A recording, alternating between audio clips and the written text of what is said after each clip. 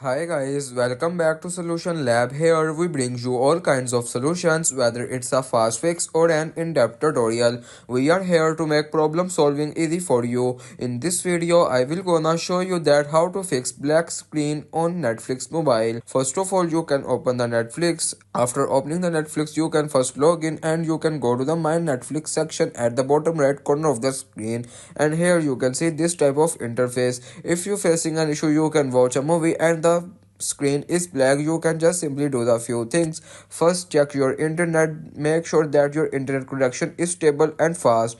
After this, the issue is not solved. You can go to the App Store or Play Store and search Netflix. And here you can update the latest version of Netflix. If you can't update, you can update here.